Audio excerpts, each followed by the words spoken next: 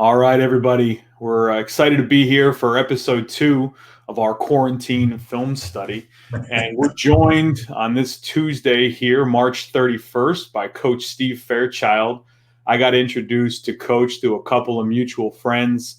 And a couple of things that got me excited the most about his background, which is robust to say the least, was his work in the identification and the development of a couple late-round players into starting quarterbacks in the National Football League, which you just don't see very often, right? We talk about quarterbacks, these days we're talking about top 50 players in terms of draft selection, and that capital spent early. So to see players in the 6th and 7th round taken and developed, in the case of Mark Bulger with the St. Louis Rams in the 6th round, turning into a 2-time Pro Bowler, and then a player like Ryan Fitzpatrick in the 7th round, and again, turning into an NFL starter. It just rare stories. So Coach's ability to see those gems, those diamonds in the rough, and get them polished up and out there is something I've always been attracted to. And I'm excited to get into a player here in Phillip Rivers that just moved from the Chargers, where obviously he spent the entirety of his career, over to the Indianapolis Colts. And so what we did is we selected all of Rivers' third down plays where he throws the ball more than 10 yards in the air, and the expected completion percentage is under 50%. That's a measure that we got from Telemetry Sports. They use the next-gen stat data, looking at things like game situation, receiver separation, ball placement, what have you, to determine that completion percentage. Again, we're looking at difficult throws on third down, those critical moments, and talking about how they project moving forward. And the reason we can do all that is the GamePass tool that the NFL provides with all of the coaches' film. So I want to thank GamePass. Specifically at this time, they have upped things to complimentary access to this tool through May 31st. We'll have the link in the description for you guys that haven't jumped on that. We highly recommend it. And even when it goes back to its $99 a year, absolutely worth every penny to have all this film at your fingertips. So we thank them very much. So Coach, again, thank you for joining us. And you ready to talk a little Rivers? Yeah, it'd be fun to watch this. And I agree with you. The NFL Game Pass is really a tremendous way to, after coaching all those years, to watch a film the way you're used to seeing it, not just the TV rerun, but seeing all 22 players in an end zone cut. This is great stuff. All right, so this is an early season game here, ironically against the Colts. They got some up close and personal action against them here. So one of the things we'll do is we're going to take a look at things. We'll hit pause pre-snap, and I'd like to get your vantage point on what you're seeing and potential thought process, and then we'll take a peek after the snap, again, maybe have the secondary, if there's any adjustments, and again, the quarterback, and obviously look at the play all the way through. So when you see this kind of picture from a defense, what's going through your mind? Well, this is obviously a tough third down situation because you've got that double A gap mug with the inside linebackers up there, on third down when you're not going to run the football. This is a kind of an alignment that can stress your protection, and you don't want to have to bring a guard or a tackle down. So your center is going to block one of those guys, and your running back's going to have to step up big and be involved in the protection if the other inside backer comes. But you see a middle close defense, one high safety. You see a kind of a press-looking secondary look on the outside. So if you're a quarterback, you're anticipating man-free, but you could get some sort of 3D bail, but it's going to be man-free most of the time, and you've got to handle a protection issue, which Phillip's always done a great job in his career being able to do. So let's go ahead and run this and see what happens. And if the corners don't bail and it's man, which it is right there, he knows it's man-to-man right now. So I anticipate him going to his best matchup, whether it's Mike Williams, Keenan Allen, or the back, or whoever. He's going to look to his guy to win against their guy and what he thinks is the best matchup. His eyes will have to keep that free safety in the middle of the field. Let's see what he does here.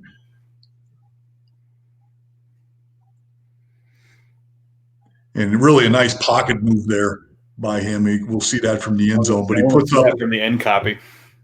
Yeah, but he puts up a my guy's better than your guy ball to Keenan Allen, looks like. But right there, they're sliding off the right guard, looks like, and he's going to have to make some sort of subtle movement right there, which is nice. He climbs up in the pocket a little bit, still gets hit, but able to throw the football. That's a big time play. And obviously a nice play by the receiver as well. Yeah, Allen going up and get that certainly helps out there. So again, just kind of some of those coaching points, thought process things when you're seeing this kind of look now. So now Colts have changed up, and you're seeing what looks like maybe a two-man variation. Yeah, at least it's a double safety look, so the protection thing isn't going to be an issue. Again, they're able to line up with 2 wide 3 techniques, so there's going to be some line movement, some twisting going on. What is the down and distance here? Is this another third down?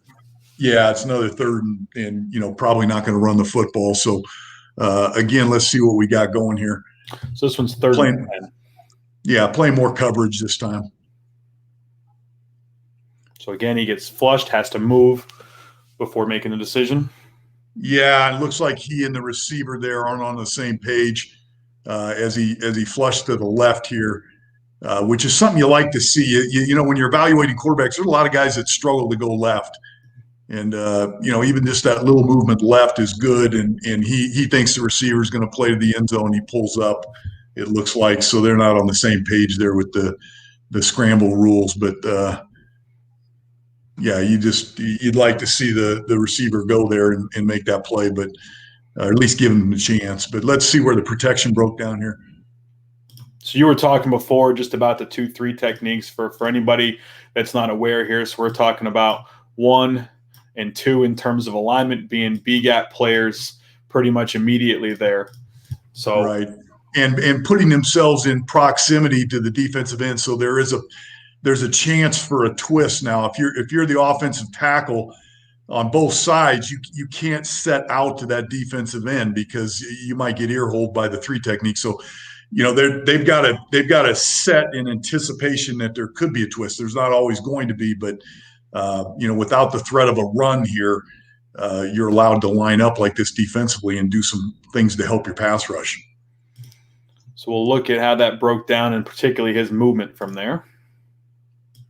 Yeah, a guy slides off the right guard, and he's got to make somewhat of a subtle, then a radical move to his left, and you can tell he thought the receiver is going to stay up the sideline, going to give him a chance.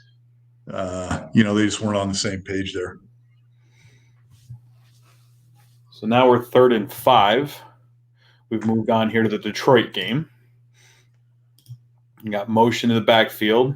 Yeah, and that motion, if you rewind, it tells you a lot because it's a running back outside of a receiver at the start. So when they match up there, depending on what the corner's going to play the receiver, is the corner going to play the back, and a lot of times with a little bit of film study, a motion like this can be a pretty good indication of man or zone. And as he tracks that back all the way back in the backfield, I would guess it's probably some form of man-to-man. We'll see here. And the other thing that's going on here for people that are really in-depth into the pass protection part is they're in an odd front now. So obviously it's 3rd down. They've gone to an odd front, which really can alter 5- and 6-man protection rules. And this is where you need your quarterback to help the offensive line based on what he sees to make sure he gets the right hat on the right guys there. And so this is where the mic call is important for this in terms of setting the direction of the protections that you're speaking to. Yeah, and based on secondary rotation, you can double sort both sides, but eventually in an odd front, if you're getting overloaded one way or another, you're going to have to take the guard on one side and involve him in a full slide with the line to the other side. But and usually the secondary rotation will help you do that. But that's where a guy that, there's a lot going through a quarterback's head right now when he's, number one, trying to get man or zone, trying to get middle open, middle closed defense, and then he's going to have to deal with the protection all when he's on the clock here. That's where the guys like Phillip and, guys that are veterans and played a while, they're really worth a lot to you on 3rd down in this situation. So it looks like he starts the 3-man side first. Yeah. And just, he's got to press on an inside out route versus man down here on the bottom. So that's, he actually has a couple of good route options there. So This is one of those ones where, as a quarterback, you like it. You're going to step up, and the ball's coming out on time.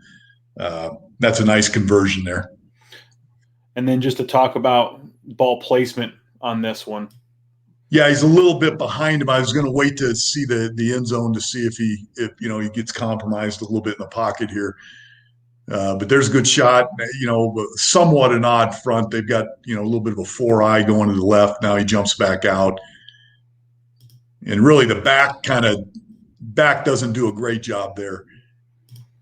He jumps up inside and then has to come back outside to pick it up. So you want Phillip to start climbing in the pocket. As soon as it gets a situation like this, start working up. There he goes. And, again, ball might have been a little bit late, a little bit behind, but, in the end of the day, it was complete. All right, so we've got another long down and distance situation here. And another odd front. Now it looks like they're playing coverage back there. Yeah, they're kind of giving you a three deep look there. Obviously this is probably a third and somewhere 10 plus, I would guess, with this type of look. I believe it was actually 3rd and 5 on this one. Really? No, okay. It was 3rd and 19. 3rd and 19. Read that wrong. Yeah, this to me looks like one of those, And again, I can tell you right now, he likes the matchup there, but his eyes go too quick. I think he's pulling that safety over faster than he needs to, and he's got a clean pocket. And this is one of those ones you're going to be clean because you're blocking with 6, 7 guys there, and they're only bringing 3. So you've got to now, as a quarterback, you might maybe have another hitch in the pocket to work with. But you've got a lot of defenders you've got to manipulate with your eyes, or you've got to keep them off where you're going. It looks to me like he's a little quick with his eyes to the bottom here, and he's going to drag that free safety that's on the left hash there over. It looks like, yeah, here he comes. He's a little quick with his eyes, I think, here. And that kind of movement, when you think about it relative to arm strength, what's that? How's that combination need to play out for a guy that doesn't have the arm that he once did? In order to get that ball in there, that manipulation seems to be pretty critical. Yeah, you've got to when you don't have, I guess, one of the elite arms, which like you said, Phillip never did. Good arm, but not elite. And if you're elite, sometimes you can be quick with your eyes and make it up with the throw. But when you're in these type situations, your eyes have to be good. Your anticipation has to be good. You can't wait for a guy to be in a window and throw it. It's going to be too late at that point. So it looks like he's going to try to get a corner route here to the top, and he's already got an issue with that safety coming off the hash. Once that safety's past that hash, he becomes a factor in this throw. You can tell already he's going to be, and you've taken what amounts to a single coverage and you're throwing into double coverage right there. Yeah, he with the corner underneath there. If he'd have worked the safety more with his eyes, he could have put that ball deeper in the end zone. But he felt the safety. He had to flatten the throw out, and now all of a sudden the corner either knocks it down or intercepts this. Actually, slams a big interception on that. But it's a great play by the corner. But I would tell you that the safety's the one, because of his eyes, the safety's the one that dictated this throw to be a little flatter than he could have put it had the safety been more in the middle of the field. Clean pocket, though, and you can see they're sliding. They got the left guard coming over to help the center. You're going to be clean in that secondary look. You're going to have another hitch to work with, but you're going to have more defenders to deal with as the ball's in the air. So the safety is up here just inside the hash, and then you said that post-snap movement, he's out of our frame in terms of the way the shot comes in. And the thing you look for when you're a quarterback or you're coaching a quarterback is we say eyes, but most secondary coaches are gonna look at his left shoulder. You know what I'm saying? And if you draw the line of his shoulders and where his left shoulder is pointed, that to me is what's going to take a secondary. He can look to the right, but if his shoulder's open like that, that's where his intention to throw the football is right now. Now, that's not to say he can't shift his feet, shift his shoulders, and change a target line. Every quarterback does do that. But right now, he's starting to drip this secondary early in the play relative to the amount of pressure he's got to where he's throwing the football. So you had a DB that started, again, just inside the hash. And then with this post-snap movement, he's already flattened out here and then fully commits after that. Yeah, and then that makes him not be able to use the back corner of the end zone for this throw. If he shot, when you throw it right there, boom. If that safety wasn't there and that corner's underneath the receiver, more of a high and up into the end zone throw would really give this guy a chance. But he's got no chance there. He turned that into double coverage. And so there's no chance there to put the ball anywhere that's going to give you a positive outcome. So now we're moving forward to the Houston game. We got a red zone situation here. Again, sure, yeah, looks again a two safety look. So you're going to get some sort of quarters or half on each side. And again, the protection other than the it shouldn't be a numbers issue with your protection here in the red zone. So the Chargers being 2-by-2 against that split safety look, is there any immediate advantage in terms of side of the field you're seeing from a schematic standpoint? Well, when here's what you do as a quarterback when you see two safeties, you treat it like independent contractors on each side. So, to give you an example up top, I'm not sure if it's going to be a cover 2 look or a cover 4 look, but if they're going cover 2, you're off the outside receiver and you've got to play the inside receiver. If they're playing quarters, then you've got a chance now to double the inside guy, but your outside guy's one-on-one. So you've got to treat each one separately and determine where your matchup is.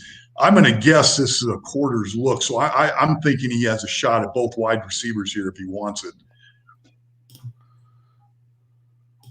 So they get a little that was wrong. Stop that now. This is a great deal. It's quarters on the bottom. Do you see that?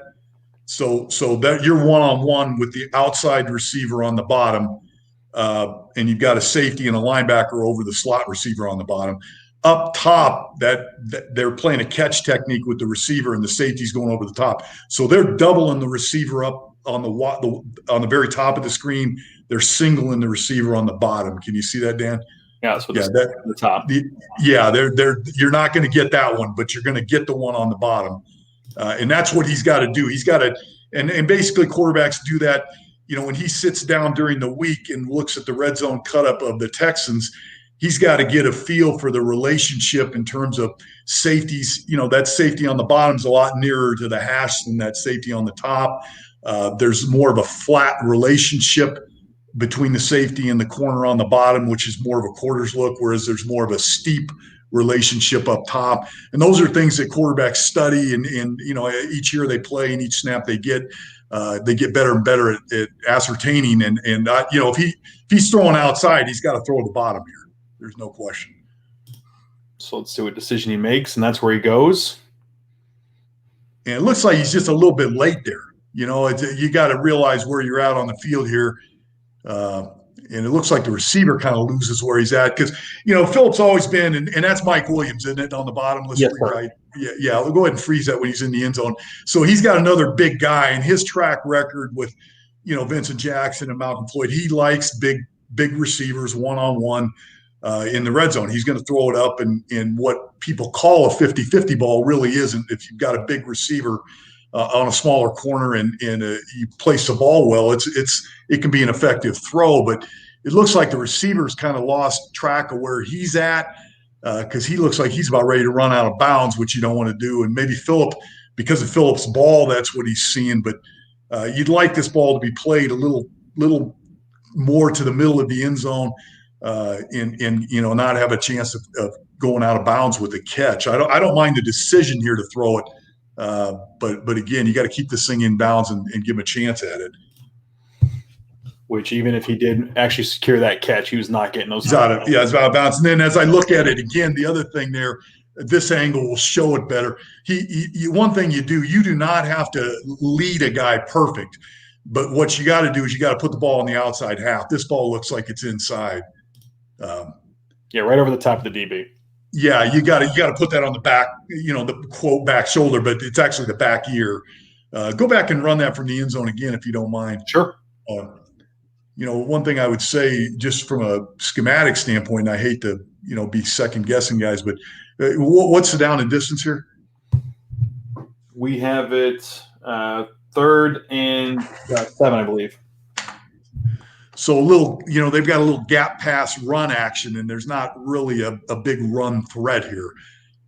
So I don't know. I'm just going to watch the linebackers. It doesn't look like anybody's really buying any of that run fake. They're still rushing the passer, but nonetheless, got a clean pocket. He's a little bit late, a little bit inside with the ball. Again, the decision I don't have a problem with. The ball placement and the timing's probably a little off there. So continuing this game here against Houston, getting a little different look now that we're up here in the plus 38. What do you see? Yeah, trying to show you the single safety look. One thing that Chargers have always done well is the deep over routes, and when you play man with an extra linebacker in there, at the linebacker depth, you really can't help on the deep over routes. But when you drop a safety in like they are here, at times if he's not man to man on a player, but helping from the safety position, you have a much better chance to, they call it a robber safety, one robber, much better chance to play the deep over routes. And let's see if that's the case here.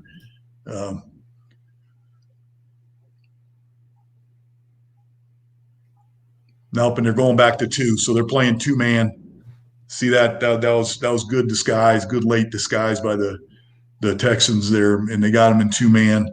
So now you're looking for any inside receiver on an out route, which he's going to get here. I think you can see already his shoulders going left. He's got a receiver there that's got a lot of field to work with if he breaks out. Just you want to keep it flat, don't get undercut. Yeah, that was nice. That was a nice play. Nice route, nice recognition. They're trying to give him the one robber look, and they get back to 2-man. He recognizes it. Because again, you see the deep over coming from the bottom, and that's also a possibility of a throw here because he wins.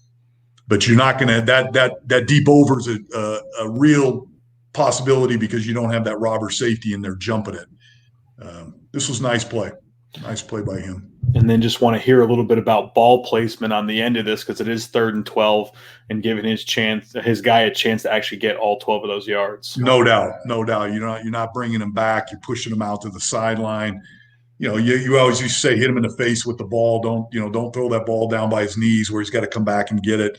And I like the timing, everything about this. He recognized the coverage. The ball came out. The protection was never an issue.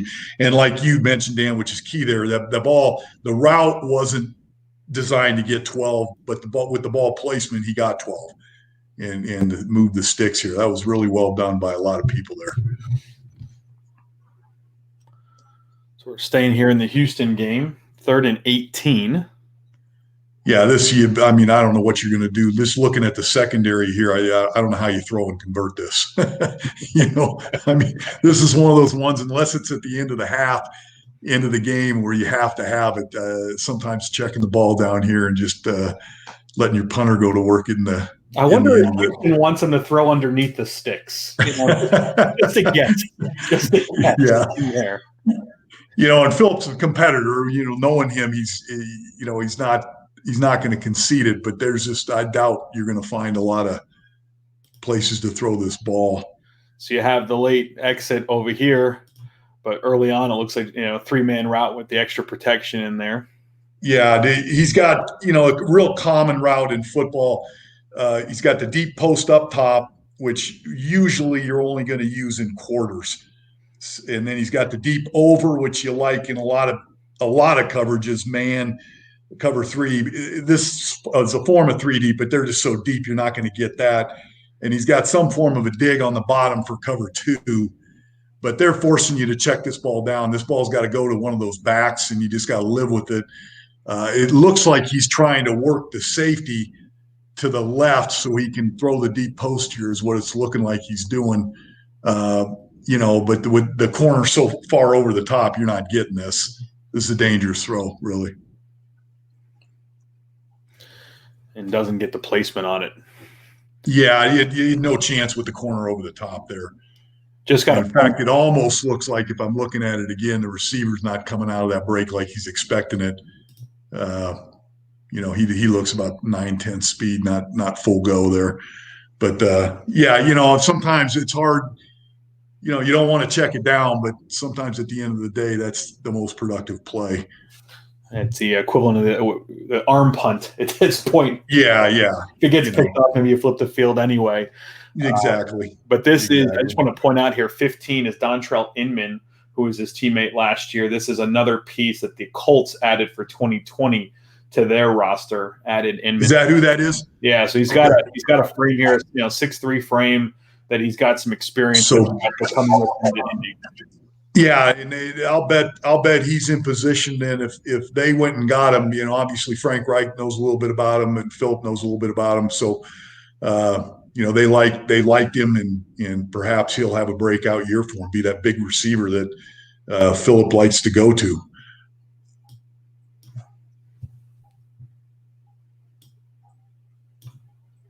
Again, 4-man pass rush holds up pretty good there. Pocket's clean, but not a lot of options there other than checking the ball down. So we're still in the Houston game. They're down by 7. Fourth quarter, 24 seconds to go. It's a 3rd and 14. A tough spot to be in. That's why they pay you the big money. You got to make a play. So just looking again, the pre-snap look here. We're going to have this motion. Yeah, double safety look with the motion. It's zone. It looks like zone at least. Let's see what happens here. They could be matching up, but let's see. Yeah, it just looks like straight up cover 2. And he's gonna try to get the receiver down the middle here. You can tell. He got a chance at him there.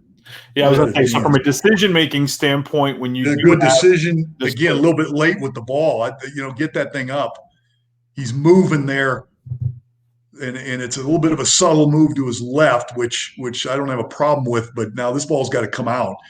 You're not gonna get that thing down the middle much. Tampa 2, where you back shouldered on the linebacker and the safeties are abnormally wide, is one thing. This is just a straight up 2. And the safeties are inside the numbers. If this thing's much more than 20, 25, you don't have a chance at this. It's got to be out of your hands. And let's see what happens here. You would want this ball out by now with him already cleared. Yeah, it should be in the air, maybe catching it in the next 4, 5, 6 yards right there. Every step now that guy's feeling that safety coming over. I would say good. I like the decision. Probably would want a little more subtle of movement in the pocket, maybe ball out a little bit quicker. Again, I think reading the right thing and going to the right place. Because he's got his eyes on it here. You can see them. Yeah. The shoulders pointed, and he's got him. Yeah, and one thing you do when the key thing here is 21, his shoulders are squared. He's not turning to carry this. Now, that's not to say he won't turn to carry it, but he's squared up. You can throw this right by his ear hole, but it's got to already be gone. And I think that was a little bit too big a movement. And again, that just like we talked about on that very first pick, when your shoulders pointed there and you're staying on it that long, sometimes you turn single coverage into double coverage, and that's what happened here. He brought that safety over just a little bit late. So we'd like to see that earlier, I think. All right, so moving on to a division rival here, Denver Broncos, 3rd and 7, down in distance here. So again, just kind of looking at for your opinion on the coverage look versus the game situation. Yeah, I mean they're showing you the 3 deep safeties. They could still be clouding the corners, but this is definitely an odd front. This is a coverage look. There's no doubt. So you're going to have an extra hitch in the pocket here. There's a chance they're only rushing 3, 4 at the most, but you're also going to have some extra defenders to deal with. So what are you thinking right now when you see 4 over 3 down here, along with the 3 deeps, as opposed to that one-on-one sitting right there? Well, it's one-on-one if he can keep that safety, that's up there on the top numbers off of him. And that's where I was kind of I'm not sure that's going to happen right there. And that's a big point because, there's people don't realize this, but just because a guy's pressed that receiver or that corner up top, there's a lot of different techniques. If that safety is helping him over the top, he's going to trail. He's not going to try to stay on top with his press and be physical.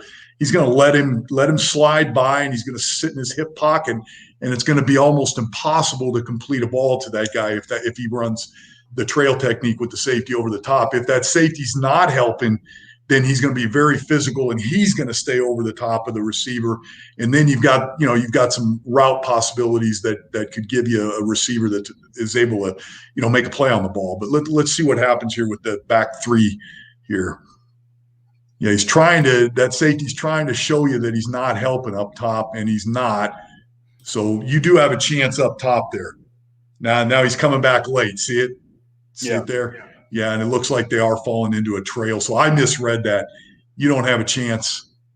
You've got to work the middle of the field when they're in that trail technique. This is not a good throw here, I don't think. So just to show everybody again, this DB being back here that's the trail technique you're talking about. Not getting he's not worried about any deep throw. If they complete a deep ball, he's fine by secondary standards. What he can't allow you to do is throw the ball in that 5, 10, 15-yard range. He should be sitting underneath it and playing his eyes, and just like he is right there. And that's tough throwing over there. That's I think Phillip gets to it late. I think he was trying to do the right thing in the middle of the field. Looks like there was just not the separation that he wanted. Sometimes, even on these things, like you look at the back up top, if he can get a step, there's some big yardage to be made there. But you're basically doubled up top, so you don't want the ball to go there. You don't have great separation in the middle of the field, which is it looked initially like that's where he was looking. So let's see what happens here. Yeah, he can't find what he wants in the middle, and he goes back outside. That's dangerous into the double coverage. You're not going to get that. Let's watch his shoulder now. To me, it looked like he was trying to get the middle of the field initially. And to me, if you got a real deal back on 51 here, that's where the money is. You can make some real headway there. But yeah, his eyes and everything are going right. Now he decides he can't do it. You see his feet and his shoulders shift there, and he's just trying to make something as the time clock in his head is winding down. But again, you knew by the structure of this defense that you were going to have some time to throw the football, and so he's getting to his maybe his third look here, but nothing good. He can't find anything good. So one question that I would anticipate someone bringing to me watching a play like this is, you mentioned the back down here, and you mentioned all of this space, and then we're going to see how he stops this route. And I can imagine someone asking me, Dan, is that running back supposed to continue to take this all the way across? And why wouldn't they? Yeah, there's no question. To me, even if it's zone, sometimes you spend too much time, trying to get a guy to read coverage as a running back. Hey, if they match you in zone, play it like man. If you're in that situation there, you don't care what the coverage is, just get separation. We don't care about the perfect depth and alignment when you're trying to hold a will linebacker in zone so you can throw the ball in behind him. This turns into, if they match you, it turns into just get open for the quarterback. And that to me, I'd expect the back to win there, and I expect the ball to go there, to be honest with you. All right. So again, just looking at the scoreboard here, 17-0, 3rd and 6. We're in the second half, so they got to get some points on the board here. Yeah, 3rd and 6. So this is a little more manageable. It looks like a double safety look.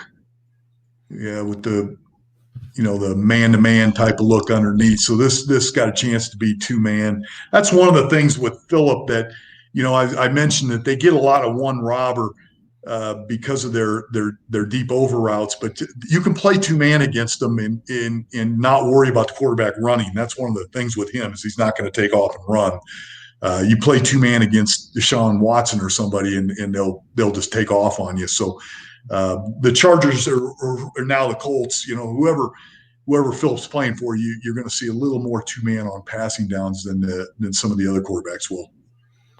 So they're in 3-by-1 again. Looks like up, and they dropped the safety. So there's the robber thing. that I was talking about, that, they want to stop the deep over here with the safeties coming down and jumping crossing routes here.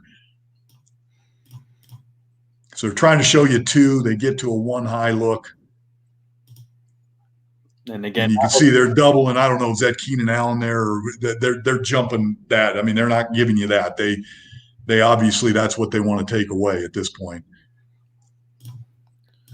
So again, not clean pocket. Boom. A little pump route up top, it looked like. Yeah, there they go. See, he's leaning out, and just for some reason the pump was late, or the ball was too far inside. They have a chance here. Yeah, Judin gets him. Gets that little hesitation, gets a step. Yeah, right there. And then again, it's too far down the field for my liking. Again, you've got to keep that outside the numbers, keep that safety off it. It looks out of sync there. I don't know if that's good on good. That's Chris Harris following him around, but I don't know if he just didn't get a clean release. There's Phillip again into the odd front, kind of directed traffic. That's what he's good at. So we'll see what Keenan does here. Little stutter. Phillip's looking the safety off. So again, you got a chance right there. He leans out. Now throw it, get it out. Boom. Too far inside and low. Yeah, a little underthrown, a little inside, and kind of the route maybe happening a little bit late. On it. I mean, he's got a place to put that ball. Yeah, there's no question. It looks too far down the field with the route. I don't know. Again, I don't know if what they have by design here and where they want it, but a little bit far down the field. And like you said, the ball's inside. You give them a minus on this one if you were grading it. But again, the point is that's a coverage they see. They've got a lot of deep overs in their offense, and obviously the Broncos did a good job there of taking it away. So my question so far, kind of, we're only a few plays in, but just your initial thoughts on ball placement for him. You seem to like some of the decisions that he's making, or at least understand the. I do. For the most part, I like where the ball is. I mean, it hasn't been perfect in these situations. All of these situations, but these are the most difficult. This is where you're under the most duress. I've always been a big fan, but I like what I see. I think he's not going to be a big arm guy, but he's got the size, and he sees the field in the pocket. One thing that I've noticed in this tape so far is for a big guy, and Roethlisberger's like this a little bit too. They don't have a big footprint in the pocket. They're big, and they can see, and they can get bounced around back there, but they don't need a lot of space, which is a real positive. To me, you got to feel comfortable if you're Indianapolis with his arm strength. If you think he can still get the ball down the field, which I don't think we've seen a reason why you would say yes or no on that yet, just based on this tape. But we'll see. There's a lot to like. I think, because again, we're watching this, and it's very much a set of plays where the quarterback's under a lot of duress. Yeah, we picked the hard ones on him. Absolutely.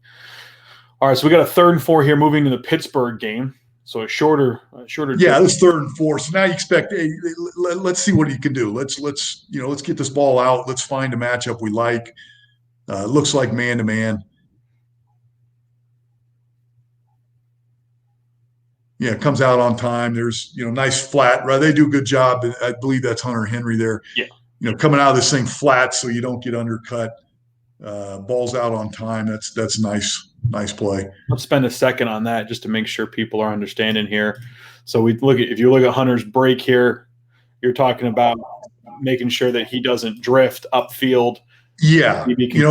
There'll be on the speed cut, he's going to gain some ground, but once he's out of the speed cut, and right there now, boom, that thing, if anything, lose ground. Now the ball pushed him upfield, but by the nature of his angle, that receiver or that DB has no chance of coming underneath and making the play. And again, on time, very good anticipation. And one thing you do watch Phillip, he's very compact. That's why he doesn't need a lot in the pocket, a lot of space. Let's watch his feet. They're always underneath his shoulders. Never wide feet, never not flat shoulders. So the ball always comes out very quick. And I think that's why he's always been kind of an offensive line friendly quarterback. But that right there, that to me is perfect in terms of, feet underneath the shoulders flat, center of gravity, the balance is good. So the ball can come out, the ball can come out fast, and it doesn't take a lot of, correcting of your throwing posture like you have with some guys to get this ball out of his hands. And leads them in conversion for sure. Yeah, and a little more manageable. You sometimes, with this tool you got, Dan, this is fantastic stuff to be able to pull up and analyze quarterbacks. And we ought to do sometime is just take something like all the 3rd and 5 to 9 or something, and all the man coverages where you gotta throw it with not a lot of leeway like you have in zone. You can find some nice stuff on quarterbacks with this. This is really good stuff you got. So just to remind everybody, again, we told you before we used Telemetry Sports in terms of their completion percentage. That was also a tool that we were using to build this cut up and find this subset of plays, because this is 43 plays across the entire season. We were able to get to it in a matter of seconds and then be able to work through it. It's just such an efficiency to be gained there. So the Chargers here looking at 3rd and 15, down 24. So points, talking about a premium. Yeah. Yeah, you got to throw this, and your receivers got to make a play. Again, looks like some form of man-to-man with one high safety. Looks like a 4-man rush. And there's an example. If this holds, if this is man, and I've seen this right, then that linebacker in the middle of the field is the extra player. Do you see that? It's a 4-man rush, and that's the way a lot of people play, both in college and the NFL, play man-to-man, because it allows that extra defender to be a real factor in the run. Say it's 3rd and 5 and you do sneak a run in there, that they've got an extra guy in there to play it. But what the hard thing is now, he can't help on deep crossers. He can help on shallow crossers. But when you're a team that runs a lot of deep crossers now, you're not going to get the safety help that you do in one robber. Well, that was what I want to point out. So this down here is Hunter Henry. And then I believe this is Devin Bush here, if I'm not mistaken. So it looks like Pittsburgh's got the linebacker out here with the tight end, and I think this is the safety. They've stepped down into this position. So this change. Okay. So yeah, but he's at that linebacker depth. So he's a factor in the run, but he's not a factor in the deep over. I'm glad you pointed that out, Dan, because that's a Charger formation from Phillip's onset, and it was with Gates. But anytime they could put all 3 receivers to one side, which they did to the top of the screen here, they've got a lot of pass possibilities with 3 receivers, and you can catch safety help and some things going that way. But when you have Hunter Henry or Gates and guys like Darren Sproles coming out of the backfield, Eckler, they've got a lot of pass possibilities on the bottom here, and they've worked that to death through the years. This has been a real staple for Phillip.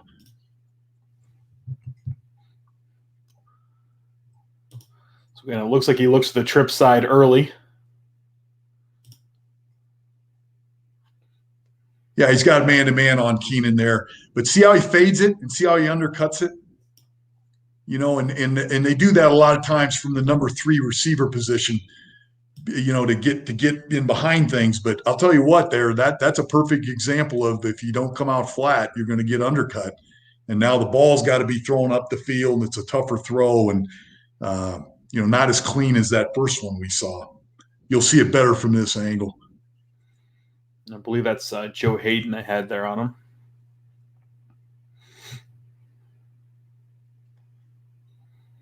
And you see why, too. Run that back to the start. They make it hard on out routes because they have the extra player in the middle of the field. See how he jumps on Keenan Allen's outside shoulder? Yeah. That they're gonna tell you, if you're going to complete an out route, I'm going to get my hands on you and make it hard, because I know if you go to the middle of the field, I've got some guys helping in there. I've got an extra guy in there, and if our pass rush can speed the quarterback up, then he's going to play the quarterback's eyes and go from there. So Keenan does do a good job here getting cross face. Sure. Love to see receivers, Dan. This is a big deal here. Love to see receivers that when they want to go out, they don't go out. He's got outside leverage there, But if he tries to go outside initially, he's done. But he jumps inside, gets the corner or Hayden, whoever there, to react, then actually wins back outside. He goes upfield and lets the DB undercut it. You can see it there. So now the ball's got to be floated in there a little bit, and that's tough throw. That's tough throw. And a heck of a play there by Hayden to get very much good play, and he knows undercutting it because he's got that free safety coming over the top. If you hang the ball, he's going to get a little help there. So still fourth quarter, we're under 4 minutes with a 2-score game here. Yeah, you gotta throw this in the end zone. Got to convert it. And again, just to point out, this is that same formation. So this is Henry up top, and then trips down here. Yep, in the back over there on Hunter Henry's side. Okay, and he looks towards. This to me almost looks like a blown coverage. They don't have a deep safety there. I don't know if they're trying to get the corners back or what's going on here. And with number one on this route back underneath with these two guys up here, do you want this ball out already?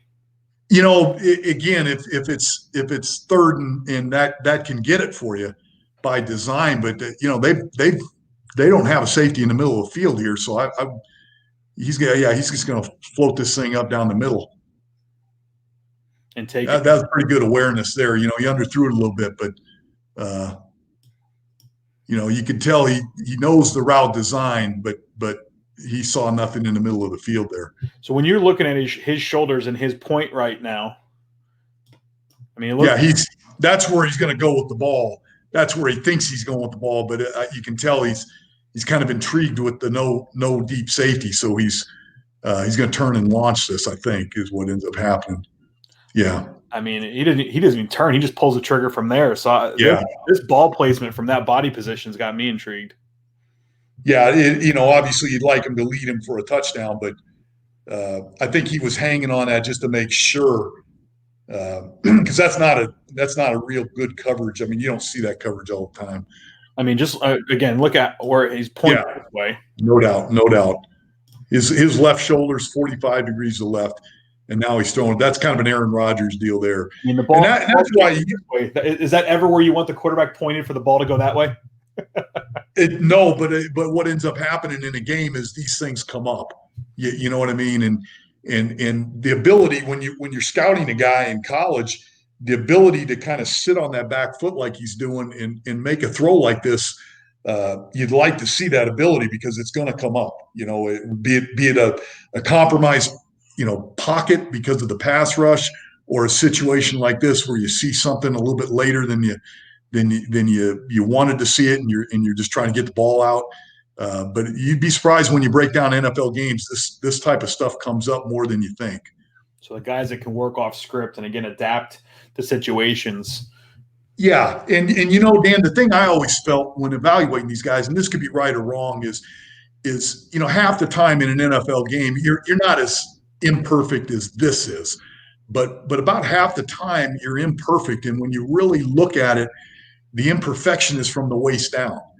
And so guys that are very clean from the waist up, flat shoulders, not a lot of ball movement, but quick with the ball, tight front shoulder, great wrist action to spin it. Those guys, when you see those guys in person, and they can whip a ball around without using their hips and their feet, that just to me I always felt like that translated well to the NFL game.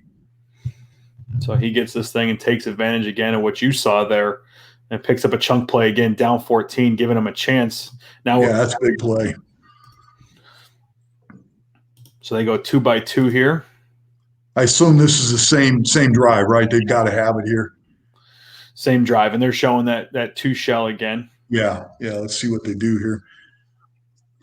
Yep, little cover two. Looks like two-man almost. Anything standing out to you in terms of options? Well, you got to work two-man. You got to work in the middle of the field because you're going to get the trail technique on the outside with limited space to work both ways. Those inside guys, like the guy on the bottom, he's got some room in there to throw it to him, and even the receiver on the slot to the top, if he breaks out, it's got a chance to separate. You like your running back if you can get him out on the linebacker because he's got a lot of field to work with. depending on down and distance. This looks like a manageable down and distance. So, yeah, he got it inside to that receiver. That's the place to go with the ball. That was nice. Again, another shot of that 2-3 techniques. These are wicked, pass rush looks because, again, you're in a must throw situation, but it's got a pretty clean pocket there, compact. Ball looks like it's coming out. Steps up nice, puts the ball where he's got to put it. That was a nice play. So moving forward to the Tennessee game here, they go vacant this time. And again, and then you see with the running back motion now, that's the man zone indicator there. So you're pretty sure it's man. Looks like they're in a 5-down look. So when we get to the end zone, let's talk a little bit about that. But it's got a 5-man pass rush, man free. You know now when you get these looks that you're not going to have forever to throw the football. Now you've got man to man, so get to your best matchup, the route, the matchup, whatever gets you going, but get this ball out. A lot of crossing routes. Who's got some good answers. There's a deep over, and they don't have a safety to help on it. It's not a deep over. They're selling the deep over, and he's coming back out of it. That's nice. Seeing a lot of that, Dan, in the league. Run that back. It's a hard route, and it takes a little more time than you want, but you see that point of the bunch. He's selling an over route, like he's going to go across the field right there, and then they kind of whip out of the thing. You know what I mean? So every time they kind of take that stem, they're not just running the deep over route. And this is you're starting to see this more and more. I'd like to study this at some point. And the hard break. A lot of work by the protection there again, which you mentioned pre-snap. So for him to be able to hang in like this and then deliver the ball. And I'll show you. Once you get a 5-down look, well, it was a nice play by Hunter Henry. That was a nice throw. But you get the 5-down look. See that? You got a guy on the center with a couple 3 techniques and then a couple edge pass rushers. So you've got to go 5-on-5, and the back has everybody else. The back will have, wherever the 6th blitzer comes from. But the problem with this is it opens up lanes. You've got to set over the guy on you, and without a doubt, I can promise you they're going to twist either a 2 or a 3-man game here and just make it hard to switch this thing off. Somebody's going to come free eventually. You got to, as a quarterback, when you see these 5-down looks, if you're not sliding protection, which you can't, it's hard to do, put it back on the edge. You're going to get a guy coming free eventually. So he's got to get this ball out. So make their adjustments. And then again, there they go. See 5-on-5. And see the lanes open up. Now watch the twist game start. Yeah, 3-man twist game. Yeah, and it's almost impossible to stay with that. They'll get a piece of him, but this ball's coming out. It's got to come out right there. And you don't – unlike that other situation where I was telling you they had the 3 deep safeties and a 3-man pass rush. As a quarterback there, you've got the extra hitch, a veteran quarterback. This one, he doesn't have the extra hitch. So somebody's got to win. This ball's got to come out of his hands. So he was watching the safety down here on that route we were talking about from Henry, who gets back across face, ball's out there ahead of him. Heck of a catch. Heck of a catch. But that's interesting, and that's something I would like to study at some point because I've started to see this more and more, these kind of routes that start out like deep overs and then come back out. Okay, again, this looks like a 5-down pass rush, man-to-man. Man free, you're going to have to get the ball out of your hands here. I mean, just that's 10 guys on the line of scrimmage, basically. Yeah. And there's no free offensive lineman to help. The 5 have to block 5, so there's nobody in there helping a guy. And so they're going to win. Somebody's going to win eventually. And he's got an inside fade here on both sides, it looks like. And those are big man-to-man routes. So either up top, you see that slot fade or bottom slot fade. Yeah, he throws the back shoulder on the bottom slot fade. This is a nice play by him to recognize this. Looks like he puts it outside, unlike that Houston red zone play where he threw the ball inside. This one's outside. And when they're outside, it doesn't matter if you lead them well or not. If the ball is on the outside half of the receiver, it gives them a chance to make this play like this. Really like this ball placement. I like it higher, but I like the fact the without a doubt, the receivers, it's on the right side of the receiver, which you have to have. Nice play. There's that 5 down look. I'd imagine they're twisting. They drop the top. They drop the ends to kind of play the crossers. So this ends up being a 3-man rush. So now they do have help. Big 3-man twist. Yeah, but they've got some help. The tackles collapse. They're doing that. What was this down in distance? 3rd and 6. Yeah, so they were expecting some crossing routes in there, and they were getting help with these edge rushers. Yeah, see, they're banging on some crossers there. That was nice. So he took the inside fade and did nice throw, nice catch.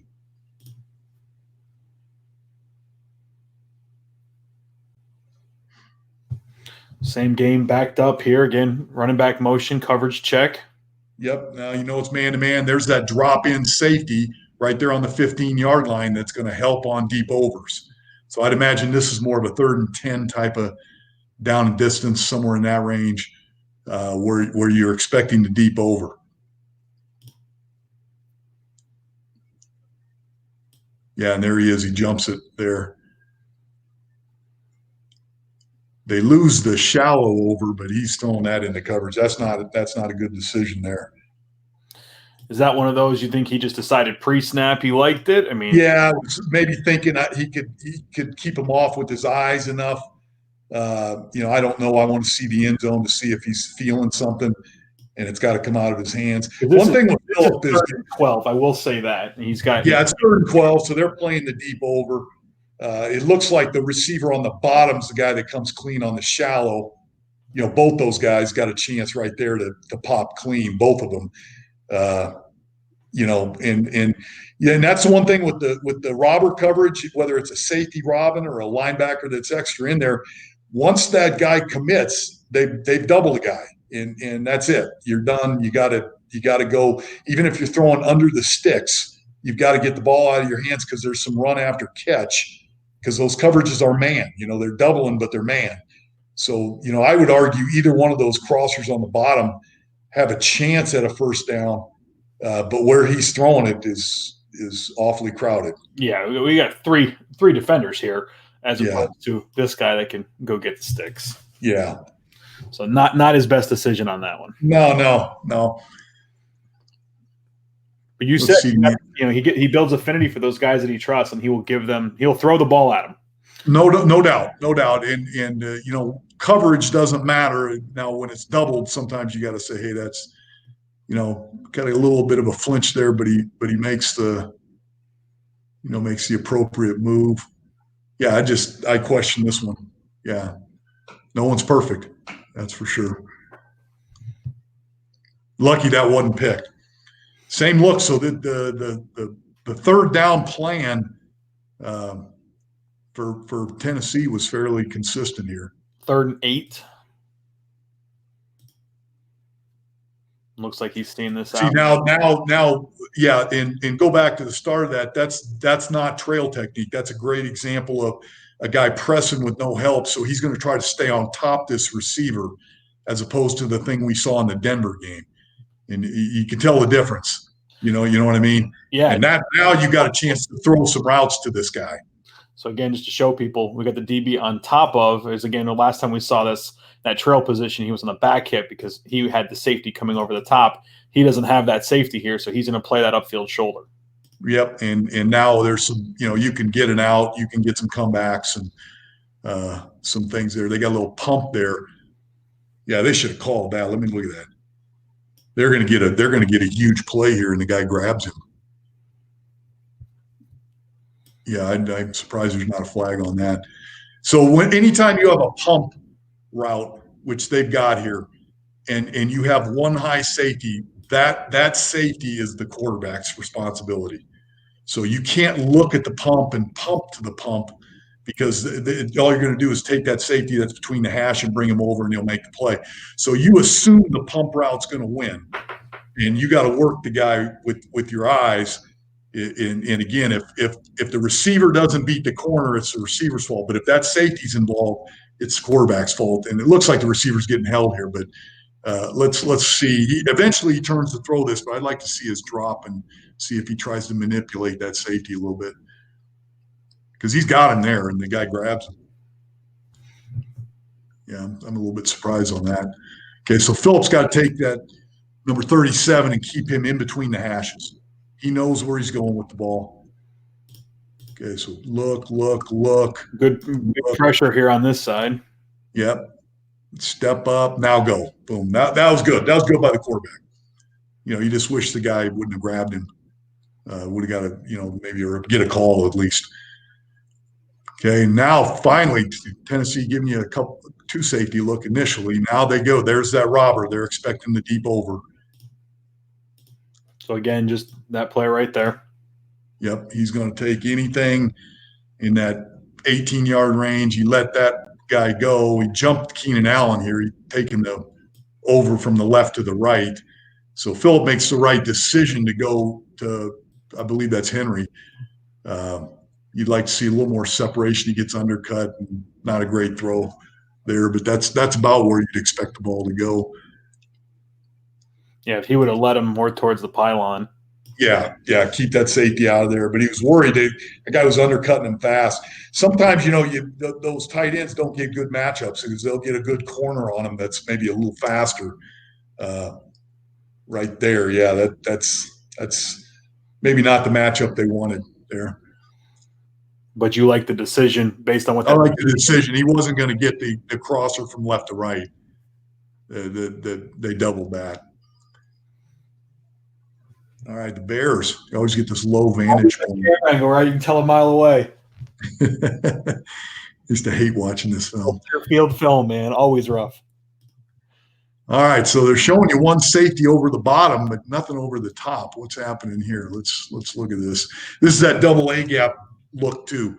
So center's going to take one, back's going to have to come up big with the other one. So is there anything, again, we've watched a number of these, the third down plan for the last few games here seems to be this look of get up and mug everybody and play under. Yeah. Is that telling you anything on how the defensive coordinators are seeing either this offense or the players? Well, I think you're seeing a little more of this on the third and less than 10, which is what in this situation. Yeah. So you're getting a little tighter coverage. Everybody's mugged. It's rare to see, double press like you have here on the bottom. Usually when you condense splits, you'll get one guy pressed and one guy off because you don't want them to run into each other. But for whatever reason, the Bears here are just jumping up. But again, you're not going to see this on 3rd and 8 to 15. You're going to see it more on 3rd and 6, 7, 4, 5, that type of thing. And then they're trying to put some sort of here's that deep over again that they fake. Watch this on the bottom. He starts and then he comes back. Boom, right there, and he gets hit. And that's why I want to study this, because that is, you're not talking about a 90-degree break. You're talking about almost 180 degrees right there. He's starting on the over, and then he's trying to come out of that thing. And, it's great if they try to undercut you, but when they play over the top like this and then can put a hand on you, that's a tough break. Yeah, Hunter had Bayard on that a lot better than we're seeing down here, plus the feet click. Yeah. I like that route. I like that concept. And if you are a team that runs a lot of those, you've got to have something like this in your arsenal. But there's got to be a depth and an angle with your shoulders and a way to make this break that doesn't make it so tough. But there's a double A gap right there. And you don't, your guard's got to go out. So center's going to take one, back's got to take the other. It's tough on a running back. You got to be in the shotgun. You can't do this underneath center. So just doing the count with everybody here. And again, you got your edge players. We got our 2-3 techniques. And that's the 4 linemen are going to take those because they're coming. And those 2 guys on the inside aren't always coming. So the center is going to take one, the back's going to take the other. Most of the time. Not to say that there are some change-ups here, but let's see. The center goes now. The back came up big. There you go. That was nice by Melvin Gordon right there. And you can see they're trying to pick the center. You see that? I was just going to call that out here. They're absolutely trying to get him pinned to bring that back around. Then Melvin. And the reason they're doing that is because the offensive line goes down, in their individual period and works switches, but you don't really get a chance to work a switch with the center and the back. And so, they're hoping that they can loop a guy around and Melvin Gordon's going to have to come off. it's a tough deal, but they did a nice job there. Melvin did a nice job stepping up there and getting physical. Even the Bears can get late that makes you do. The looper drops off of that. Their backer feels that mess and actually comes down underneath. Yeah.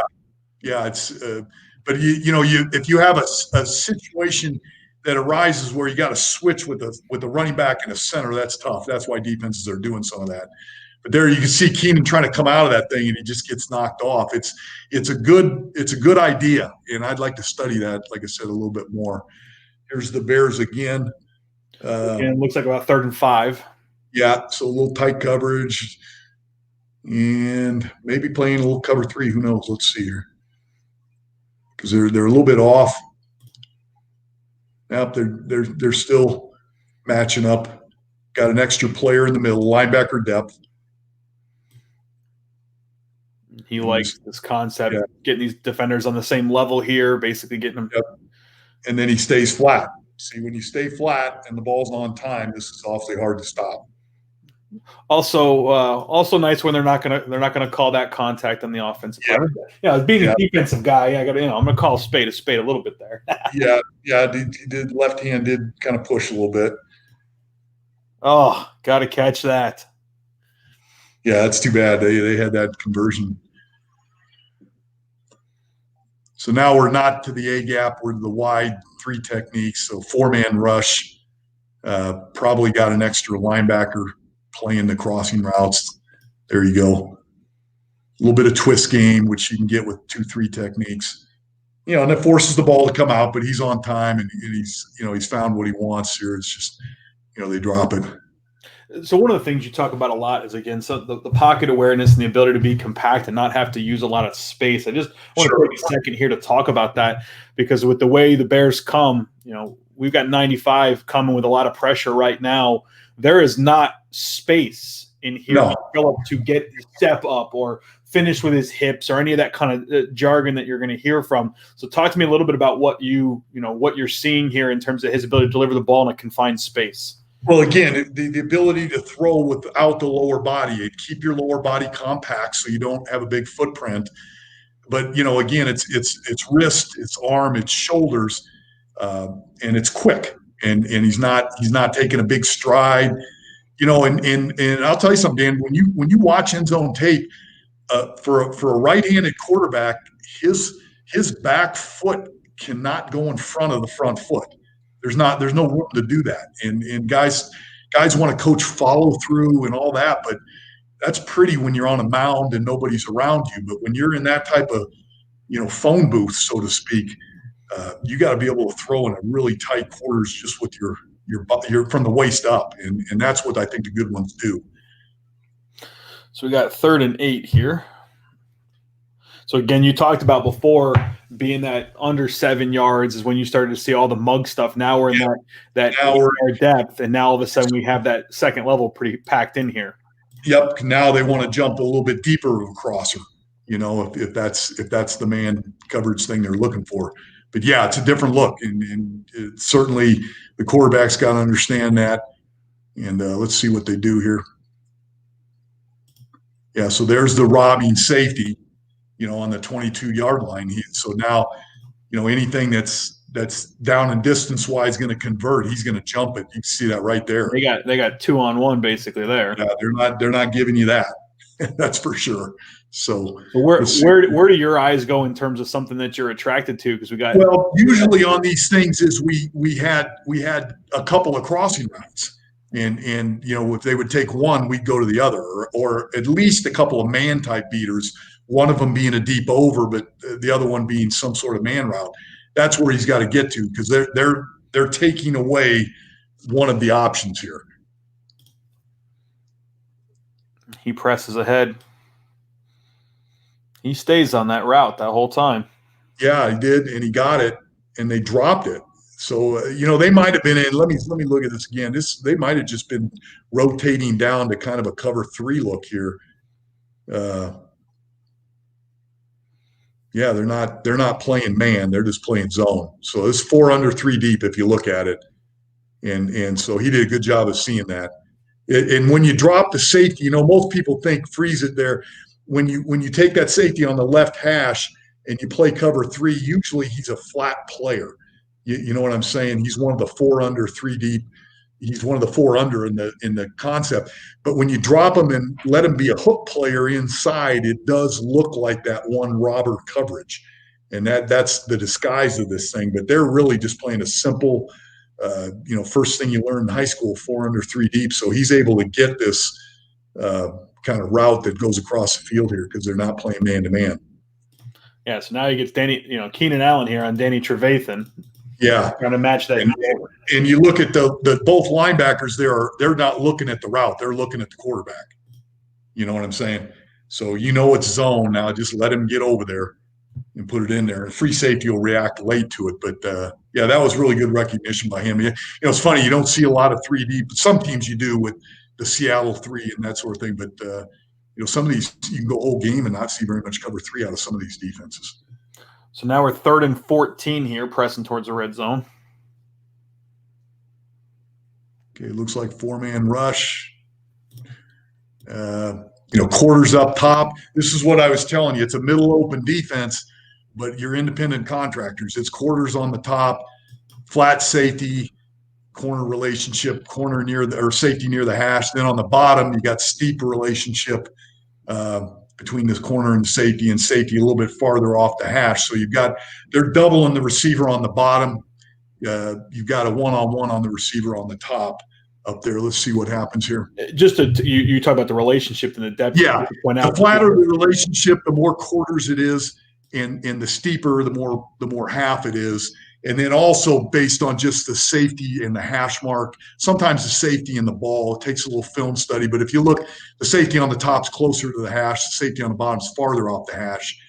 And so to me, it's cover 2 on the bottom, it's cover 4 on the top, quarters. So, and that goes a long way because you got to know who's getting doubled here. And it looks like Phillip's looking at the quarter side to start. Yep, and outside receiver if he can get it. Yeah, he just a little bit late there. He again, I love the decision. You'd like to see a little more juice on the ball or maybe a little earlier. But he's got a real chance here. That's that double West Coast, whatever they call it, the double post type of thing in there.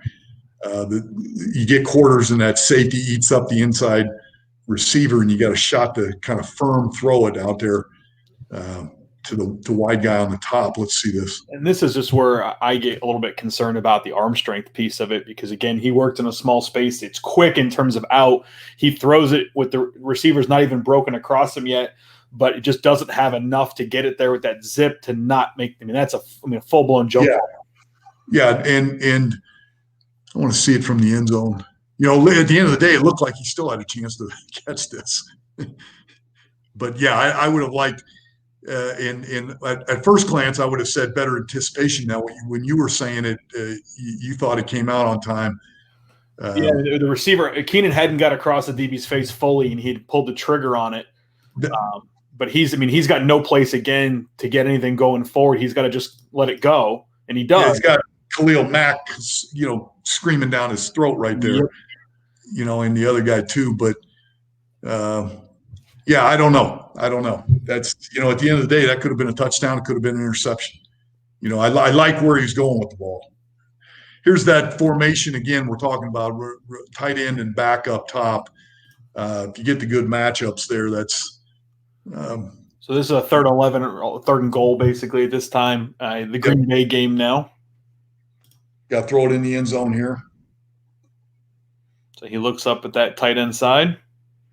And see, this is an example. I like where he's going there. I want to watch that route second. But you see the coverage now is really coming to the 3 receivers. You see that? They got both safeties working this way, as they should. You've got 3 wide receivers. There's a lot of combinations you can work in. But at the end of the day, you've got the tight end in the back one-on-one up there. Somebody's got to win this. So he's going to trust Henry to get outside here. Come out flat. Don't let him undercut it. That's the big corner there, King, about 6'3". So they're not a size and a height disadvantage there for him at all. You can't see him, but at the end of the day, come out a little flatter, get this ball a little more in front, because that's about as good a matchup as you're going to. I mean, you're not going to get anywhere on the other side of the field with it. So I like the decision. Maybe put the ball out in front a little bit more. All right, this is the end of the game here, isn't it? They're down by 2. Yeah, under a minute to go, down 2, 3rd and 10. That'd be fun to watch all the fourth quarter 2-minute drives of guys too. Double safety look, it looks like. Bring the split down tight here on the bottom. And they sink a safety in. There's the robber. Maybe a quarters look on top and a 2-man look on the bottom. But up top's where you're going to get it. Yeah, it looks like they do a good job of staying on levels here and switching these two between the DBs on the bottom. Yep. And they still have their 2 deep here. Well, actually, he's rotating down in. So, middle. It could be, you could call this quarters on the top, half on the bottom. And he just kind of, not sure where he's going with that one. Take a look one more time here. Yeah, at the end of the day, he's trying to get he's hoping the inside receiver can clear that safety out of there so he can throw a dig, but it's not real clean by either of them. Yeah, not a real good looking play there. Don't think the end zone copy is going to give us much here in terms of the route. But we can see why, if there's any reason the ball sailed like it did. And again, just what he had to do to release that before that pressure. Yeah, they get a chip, or try to get a chip on the right with the right tackle, and still he gets turned so fast. The right tackle, you got no chance there. Both tackles.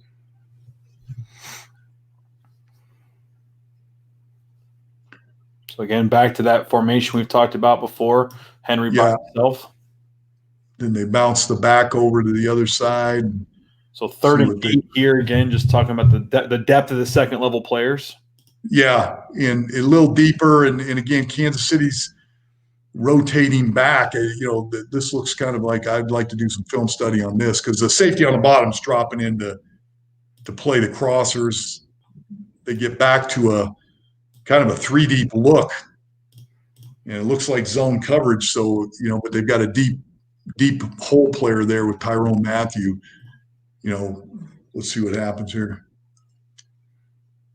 Oh, that was a great play by him. Boy, watch what he does here. I thought he was going to take the inside crosser. See that? He baits the quarterback into, I'm going to take that. And then as soon as he sees that Phillip Rivers shoulder come off of it, he starts going. That's a big time play by that safety right there. That is, he covers one guy and jumps the other route. That's something there.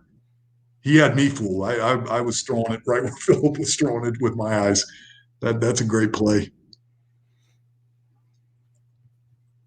Very impressive. Yeah, I want to see the end zone, see if he's in it. So 32, he's gonna act like he's taking the inside crosser here, and I'll tell you what, he fooled me. So he's got it. Ball comes out, boom, right there, and he goes over and makes a play. That's something.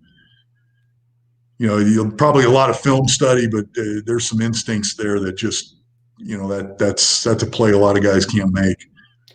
So 3rd and 2, actually, on this one. So they get in an empty set. They kind of see the matchups. One thing empty does is it dictates a coverage. They're middle closed here, so who the extra guy is. The 3 up top have to guard those 3. The 3 on the bottom, they only have 2 to guard, so there's an extra linebacker on this bottom half. He's the guy now that dictates the coverage. Is he going to be the 5th rusher?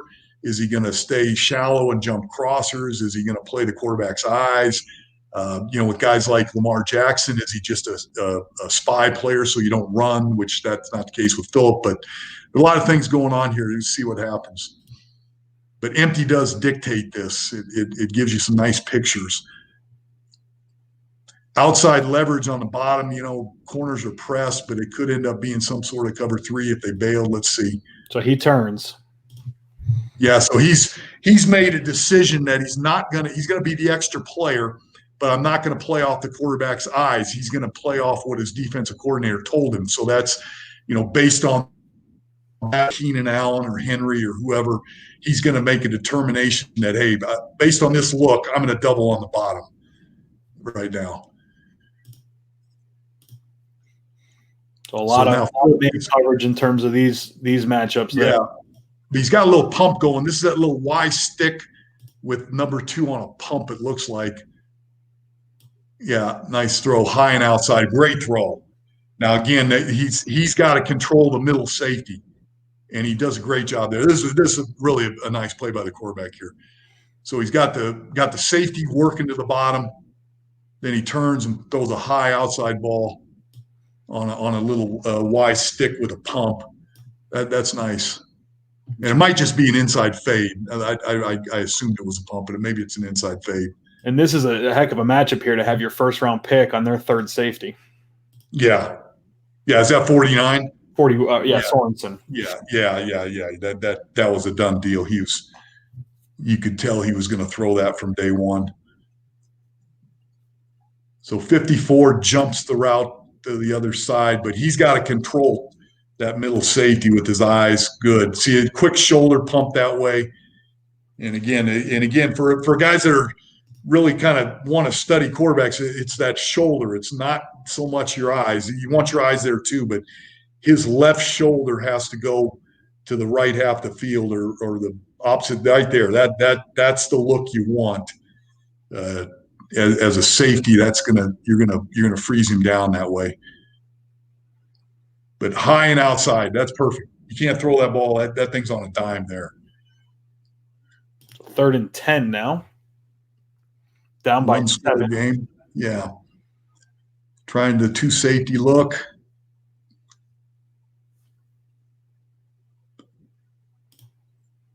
And there's the robber. Yep. So there's your. And he looks like to relate all the way over here. No doubt. And then they're getting back to a 2 deep look. So this is this is not something that you see all the time, and it'd be fun to study this.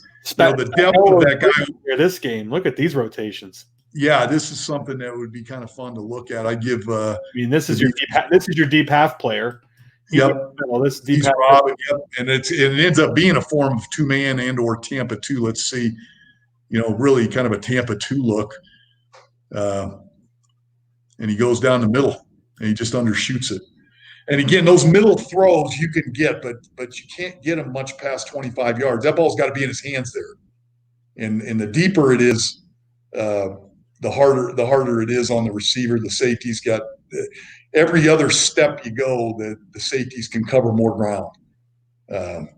So you'd like to see this ball caught, maybe around the 40-yard line. That would be 22 yards. Yeah, we're starting at the 16 here. So if this right there, you'd like it to be on him pretty much now, right? Yeah, it's got to catch it there. You catch it around the 40. Don't let it get all the way to the other 40. That's just the ball's in the air too long.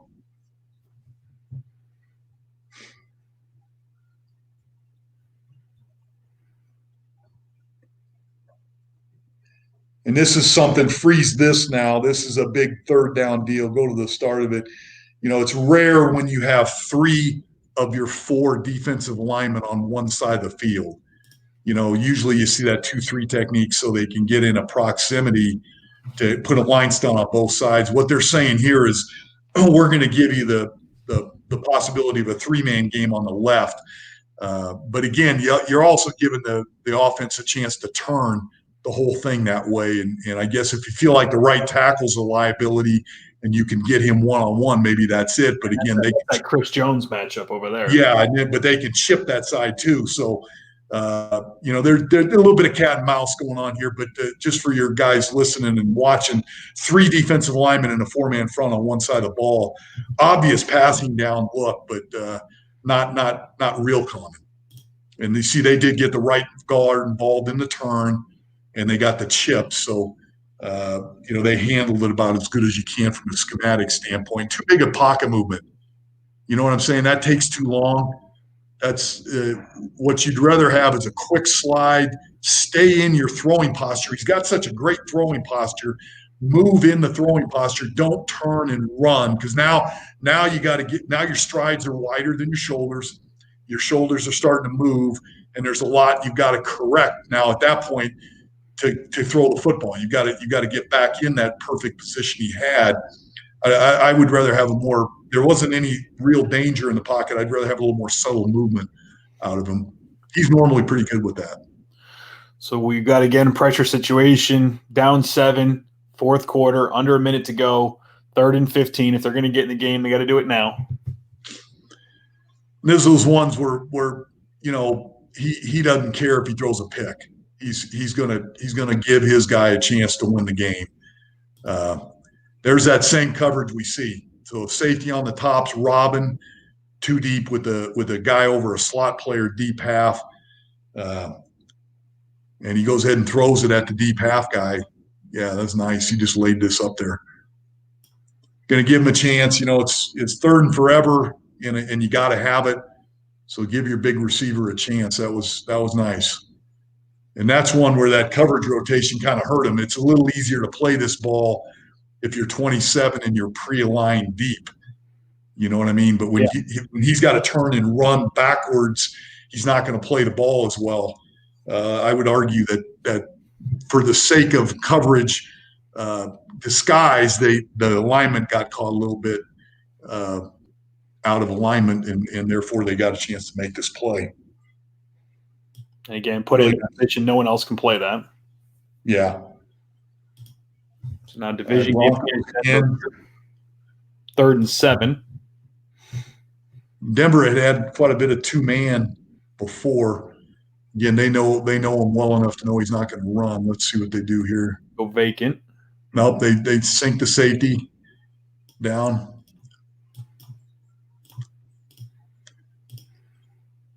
And they're just matching up with people here, and it looks like they got a 4 or 5 man rush here. And there's that flat out. So when he gets man-to-man and he gets kind of a somewhat of an off look and really a clean flat break by whoever that is, he's good at throwing this, good anticipation. This is a good route for him. This is one where the way he puts this one up there, if Chris was in a better position, he could have potentially made a play. Sure. Yeah, let's watch it from the end zone. That is good on good there. And Chris is now a Charger as the NFL world spins. Just looking at his body position when he releases.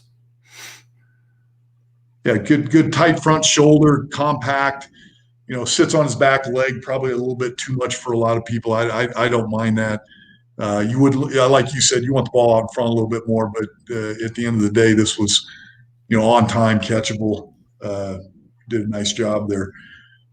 Who we got here? So week 14, they're at Jacksonville. It's now 3rd and 15, and they're staying with that 3-by-1, but they got Keenan, looks like, down here by himself. Yeah, double safety look, and then it looks like let's see what they do here. So they end up in vacant. Yep. So quarters on both sides, just textbook cover 4.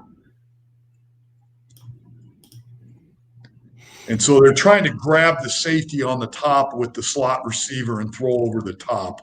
That's a typical cover 4 play, is grab the safety and then get in behind him with the outside receiver. And you can see the safety's biting, throws it over the top. Nice catch. That's the corner's got to make that play. But again, and the corner over the top of this thing. I mean, from a decision-making standpoint, it's certainly it is. He's throwing it where you got to throw it, and obviously you want to throw this ball inside because the corner's going to be on the outside half. But go ahead and go before the break. Go ahead and go all the way back to where the top of the route by both two. The thing in quarters is, you're basically doubling an inside guy right there. That could be a comeback, an out-breaking route, a 7 route up top, and that corner's got to make that play. So he can't just fly over the top of this thing because, he could give up a deep out route onto the top. So it puts a little, cover 4 puts a little pressure on your corners, and he's playing this well. He's kind of got outside leverage. He's going to be able to put his foot in the ground and break on anything that's not a deep post. But once it's a deep post, he's got to go. And right there, he's in decent position. So's the receiver. The ball's placed well, and they make a nice play out of it. That's why you draft Mike Williams or you draft him, right? Yeah, and you develop a chemistry with your quarterback to where he thinks he can trust you to make this throw. But the one thing the throw has to be is it's got to be on the inside half. When you're doing this capture post idea into cover 4, it's got to be on the inside half. You can see right there, even more towards the hash mark is going to be better for the receiver. And that's on the outside shoulder again. Yeah, a little bit more inside is what you like to say, but great play by those guys. That was well done. So one of the things will be interesting is the Indianapolis team build around him, because we've seen Henry go get the ball. We've seen Keenan certainly go get the ball. We've seen Mike Williams a couple times go get the ball. These big frame guys in Indy, T.Y. Hilton's been the preeminent name there at 5'9.5". Not quite the same size profile as some of these guys. We talked about Dontrell Inman coming in, but you mentioned to me when we were first picking out film a name, the former basketball player, the Colts brought from Kansas City, Mo Alley Cox, and maybe that's a guy that could come out this year. Well, yeah, and I'll tell you, Phillip does have a couple comments on that. Phillip does have a way of bringing out the best in guys. I did have a chance to coach one year there, and if there's a guy that wants to commit and work hard and try to develop the chemistry, he'll bring them along. The other thing, if you're drafting receivers, this is certainly a draft to go get one, and not only in the first round, but down the road there's going to be some guys. So if they can fit another piece or two into that puzzle, perhaps that'll go a long way. You certainly know they've got a big time offensive line. They've got the coaching staff that he's worked with and feels comfortable with. So, it'll be interesting to see. I wouldn't bet against them. That's for sure. So it's 3rd and 10 here, Week 15 at home against Minnesota. These guys are a good defense now. From what little I've looked at for other people, this is a real defensive football team here. Oh, they got them on every level. Yeah, and they're going to show you a little cover 2 here. So again, steep relationships. It looks like a little just too deep. Where is he going to go with the ball here?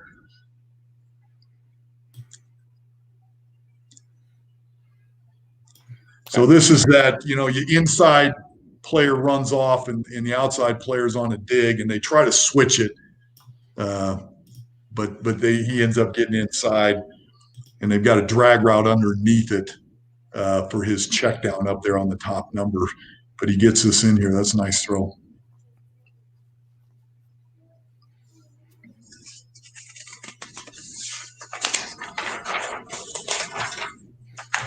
There it is again with 3 down guys on one side of the football.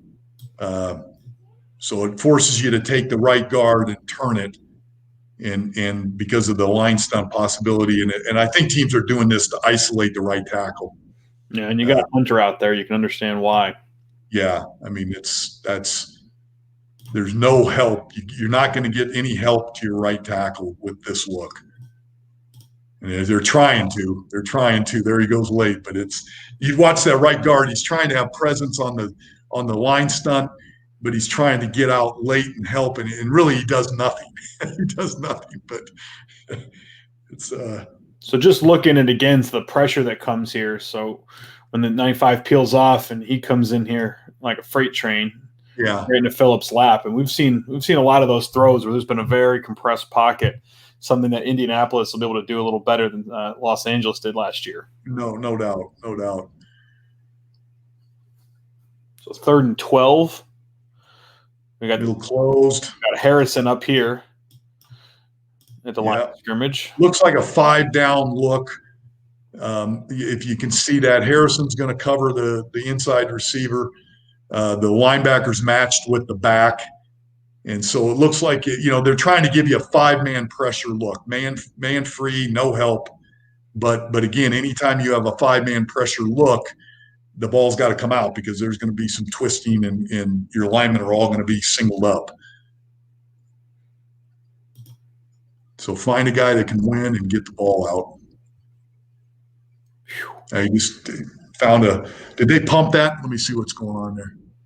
Yeah. So again, he's got to keep the safety off of it, a little stutter and go. And he puts it up and outside on the outside half. That's a nice throw. Again, we'll watch his shoulders from the end zone to see if he locks his safety down. Looks like he's safety, for whatever reasons, moving opposite the throw, which is good. So one of the hard things that people get into, and it's something you really got to work at over time, is that decision-making piece.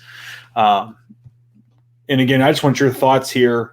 Again, we have this matchup that he's going to end up selecting up here, and given Mike, who's made many jump ball plays that we've seen just in this small cut up, as opposed to what he has coming across, actually a little shallower than that, underneath in terms of decision making. Because I could see where someone could say this is the option right here.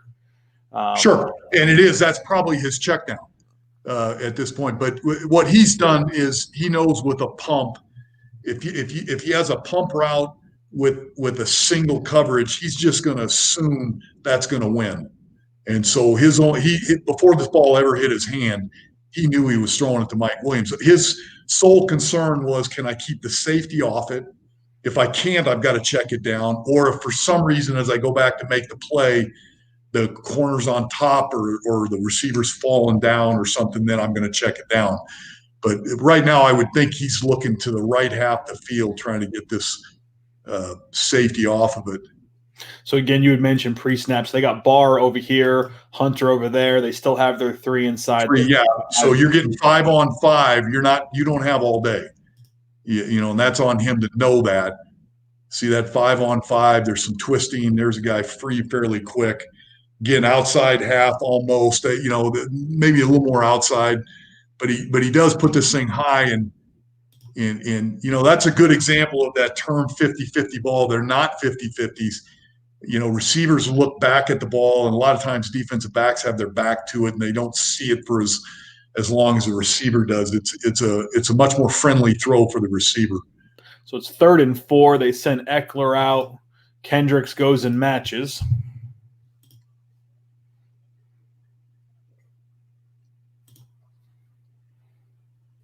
There's the drop-in safety. They double the deep over. He's got Eckler on kind of an out and up. So they're not going to get the deep over here. Eckler goes out. It looks like he's going up. Doesn't really win. It was loose coverage there. I think he tried to throw this in behind it, looks like, which is really the right throw. Yeah, because Kendricks is on that upfield shoulder. Yeah, and he's loose to begin with. Kendricks is saying, hey, I know this dude can run faster than me. Once he breaks out of the backfield. See, when he's in the backfield, Kendricks knows he can get his hands on him. Now he can't. He doesn't know he can't get his hands on him all the time, so he's got to loosen up a little bit. I like the throw. You got to make that play, and maybe a little more high and outside, but that was the right place to go. 3rd and 7 here.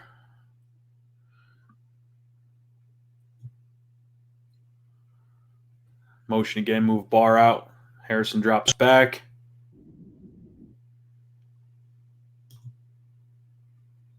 They're doubling over the top on the bottom, sinking a safety on the top. There's that in and out again. Let's watch that. So he tries to get inside. He can't, so he goes over the top, still tries to sell a little bit of an inside route, and then breaks out. That was nice. Who is that? Keenan again. That was nice. Yeah, Allen's. So those things where they take stems like they're running overs and things, and then busting them back out is interesting. I'd like to visit with their staff or visit with Phillip. But there's the double A gap. Let's see what the back does here. And then they move it afterwards. So he adjusts and they kick him. Yeah. So now you're in good shape. It's 5-on-5. So there's that subtle pocket movement. Yep. And you use the term subtle. Anytime you can be subtle and not radical, and you can somewhat hold your throwing posture. Again, from the upper body, the shoulders are still flat. You look for the head and the ball, the center of gravity to be between the feet. And again, just nice upper body throw. You don't need your feet all the time, and he makes the play. That was good. And that's a deep ball you talked about before where he rolled out and he wasn't in position to throw. And I got his feet a little wide and started moving the ball on his shoulders. There's a lot of correcting to do there. So 3rd and 17, a whole lot of plays in the play card for this one there, Coach? Just pick a good player, hope he's not doubled, and throw it up. Or hand it off if you're winning the game. That's not what you want to do. Don't throw it into coverage. So we're trying to make something happen there that and this is going to be what people talk about with him. We've seen him many times. He's going to take a shot on his guys in these pressure situations. These have all been 3rd down clips that was pre-selected for this cut up. But again, you mentioned it. He had his matchup here that he wanted, and he was going to throw it. Yeah, he's going to throw it and give it. He's not. When he goes into the locker room, just knowing the guy a little bit, he's not going to say we didn't try to win. And you got Harrison Smith is back to the whole play right now. Yeah. To me, just some of these things down the middle are a tad bit late. That's all. They're doable. Just got to get it out a little quicker. How much can you clean that up with a guy? Obviously, he's been in the system for a long time. I'm sure this is something they're talking to him. We've seen it throughout this season. Is that something that, Frank's going to feel confident he can improve? I would think so. And I think with a cleaner pocket, we haven't made as big a deal as probably we should have watching this on just how tight that is, and he certainly has the ability to play in that situation, but that's hard. That's a hard thing to be in. And, luckily he's a 6'5", 230-pound guy, but you take the average NFL quarterback and prop them down right where they're at right there. I mean, that's a sack a lot of times. And that is the one thing he does is he doesn't take a lot of sacks. He gets the ball out. It's funny. People equate, I looked it up just before we got on, it was, I'm not sure who led the league in sacks, but I want to say it was Kyle Murray and Russell Wilson, guys you think are mobile. Yeah, Russell's going to hang in there, and he's going to take a lot of them. That's whereas this guy's big on those, but it's a giveth and taketh situation. Exactly. You're going to create some plays, and that's just his style. I'm not knocking it, but what Phillip does, a lot of guys can't do, and that's not take sacks, play in their tight quarters, see the field, and get the ball out. And when you give him a little bit more room, maybe some of these late throws are coming out a little earlier. He's not had an interception problem most of his career, but obviously this past year it did rear its head a little bit. Yeah, and so one of those things of projecting forward, and so clearly the relationship he has with Frank has got to be a big driver of feeling confident about taking these things and fine-tuning anything that you're seeing as issues. Sure, I would think so. So 3rd and 5 here. Now here's that over-the-top press. See how it's on the bottom? He's got to protect against the deep ball. So he's not trailing. He's trying to get his hands on front of the receiver. He's trying to be over the top so you can throw this great anticipation. I saw this earlier. The ball's coming out. Trust him, and the press coverage doesn't stop you from throwing this route, which is good. That was really nice. I just got to get you to talk a second about just this body position of Keenan to stop, because he's got forward lean. He's going upfield. We're seeing it, and now. I like when he gets his weight over his toes. I think sometimes when you sit back's when you slip, but it takes an unbelievable leg strength, the quads and things to get that far down the field, because you're talking, he's 10 plus yards down the field. He's got a little momentum going.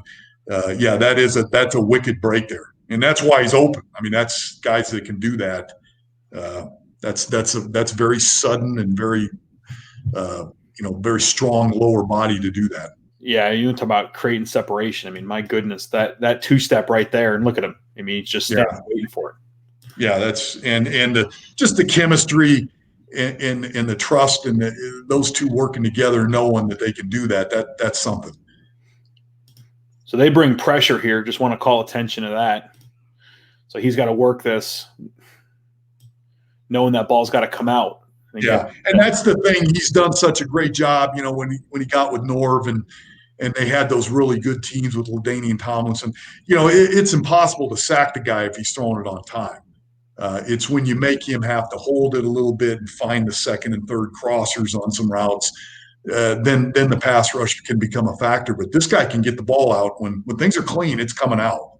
He's got a nice sense of getting the ball out of his hands. So 3rd and 2 here against Oakland, Week 16. They motion Keenan across. So it gives you a man indication there.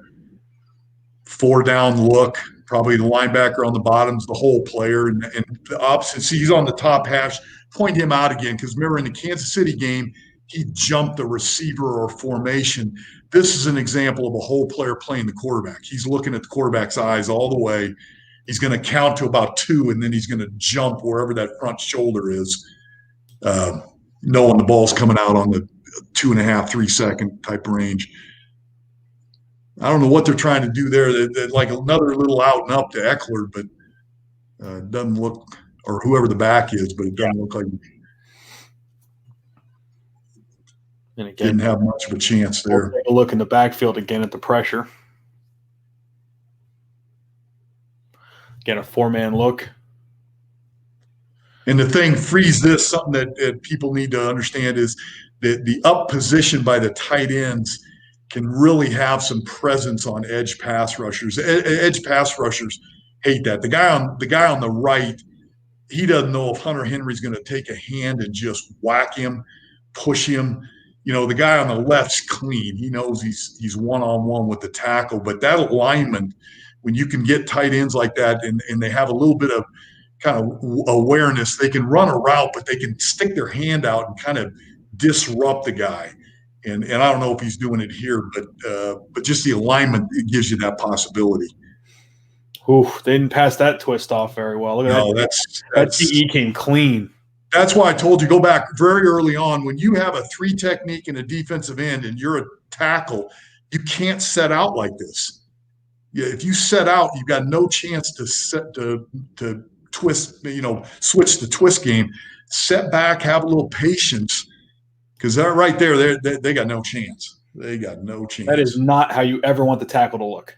No, or the guard. And then the guard's the one caught in the conundrum right here. But it's that doesn't look good. And I mean, because they actually have this route. Yeah, he's still got a way of getting the ball off and giving his guy a chance. But, I feel for Eckler if he would have caught that. Yeah, he would have got whacked. Yeah. Well, first of all, when you're running that thing, you want to be about 5 yards from the sidelines, not down the numbers. That gives the proximities a little closer for the free safety there. So now they're in 3rd and 10. Again, motion. There's the robber. Over and over again. It's been consistent. Jumping in there, yep. And they might be playing quarters down here and he's jumping it. Here's that route. Yep, here's that fake over. Come on out. It's a combo. And it doesn't quite make the play. It looks like he threw it, kind of gave him a chance. To me, that's all the DB, because that's flat. The ball looks on the outside. Yeah, it is a nice play by the DB. But, again, you're never open in the NFL. And my comment here would be that you got to go play. You got to be strong with the ball as a receiver. You got to make this. Looks on time, looks accurate. Yeah. The route gave you a chance. It's like you said, it's a really nice play by the DB. It's your guy made a better play than our guy, is what this is. Odd front, so there are some protection issues. They're going to fan both sides or sort both sides. That's great. I love the movement there. It's keeping his feet underneath him, staying in a throwing posture, working to his left. Now ball comes out fast when you do that. Ball comes out fast and accurate. That to me was really nice. I mean, it is again, you could have put maybe a smidge out there further. Yeah, another foot outside would have been perfect. I'm going to give the DB credit, and I'd like to see the receiver be a little stronger at the ball. But that shows you there that they brought. That's a heck of a ball play by 26. No doubt, a game of inches. Like you say, it's. I mean, a little bit here, a little bit there, and all of a sudden you're making a play. So we got 3rd and 13. We're seeing the odd front again. We got 1 deep. Yep. And they go back to that 3 deep look. So they're going to be able to be underneath. You keep calling this out. When you have that kind of shell, these DBs can be under those routes. They can trail, and you've got guys jumping crossers. You have an extra little hitch because the pass rush maybe is not going to, they're going rushing 4 there. They might be green dogging a back, but he finds an out route, and just very similar to the last throw, he ends up putting this ball where they can make a play. Talk to me a little bit about Williams, and you talked before about coming flat, but sometimes driving back downhill for the ball. Always. Williams. You want flat in any speed cut, but once the ball's in the air, be a DB. Go for the ball. Don't let the ball come to you. That's one of the first things I do when you go work with receivers and for college to the NFL or high school to college. Just run a slant route and watch the receivers that fade away from the ball as it comes, and watch the ones that strongly put their hands out at the ball. You can tell a lot about a guy. And in this league, you're never that open. So you better be coming back for the ball every chance you get. I'm really impressed with Williams again, fighting back. We just saw 26 in the last clip, drive underneath away from Henry, and Williams is not going to let this first down escape him here. Yeah, no, you're exactly right. So again, protection issues here. We got that odd front. You got both linebackers sitting over here on this side again. This seems to be the matchup. Everybody sees they're right tackle. They want to see and now you see the back over there a lot probably now. See if he stays over there and helps. But look at the width. That's another thing with Phillip's year. They had some guys out. The left tackle and the center were out quite a bit. They had a guard out quite a bit. And you start juggling guys around. See, they get a little chip on him, and he still gets there. And as a quarterback, Phillip's operated with some really good lines. He's operated with some not so good ones, but you'd like to think, if that's happening consistently, it's going to affect your play. So 3rd and 7 here, week 17 at Kansas City. Okay, so 7, they're going to play the tight look, double mug, 1 high. Let's see what they come out of here with.